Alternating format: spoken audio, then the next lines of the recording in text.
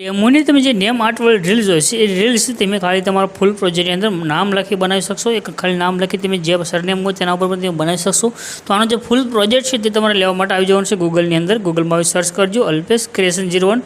તો આ રીતે તમને એક સાઇટ જોવા મળશે, એના પર ક્લિક કરવાનું છે. ક્લિક કરશો તો ખુલીને આવશે. આ જે સર્ચનું આઇકન છે એના પર ક્લિક કરી આગળ તમારે કોડ લખવાનો રહેશે. કોડ છે 1107. આટલું લખી સર્ચના આઇકન પર ક્લિક કરશો તો નીચે તમારી પાસે ટાઇટલ કોડ થંબનેલ આવશે. આના પર ક્લિક કરવાનું છે. ક્લિક કરશો એટલે આ રીતે ખુલીને આવી જશે.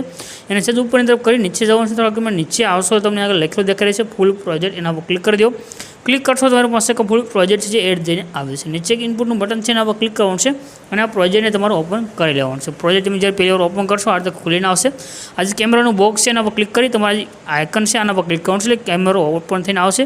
પછી ઉપરની તરફ કરી આગળ જવાનું છે. આગળ તમને એક નામ લખેલું દેખાય છે, જો અલ્પેશ લખ્યું છે આના પર ક્લિક કરી એડિટ ટેક્સ્ટમાં તમારે જવાનું છે. આગળ તમારે જે નામનો વિડીયો બનાવશે નામ તમારે લખી લેવાનું. જે પણ તમારે નામ રાખવું હોય તે નામ તમારે આગળ ખાલી લખી લેવાનું છે. કોઈ પણ ફોન્ટ છે તે તમારે એડ કરવાની જરૂર નથી. નામ લખી જાય પછી આગળ જવાનું છે. આગળ એક તમારે નામ ચેન્જ કરવાનું રહેશે. આગળ આવશે તો આગળ અલ્પેશ ક્રિએશન લખ્યું છે તો આના પર ક્લિક કરી એ ટેક્સ્ટમાં તમારે જવાનું છે. અને બીજી વાર તમારે જો સરનેમ રાખ્યું તો સરનેમ, કંઈ બીજું નામ રાખવું એનું નામ રાખવું તો તમે રાખી શકો છો. બસ તમારે આગળ લખી લેવાનું છે.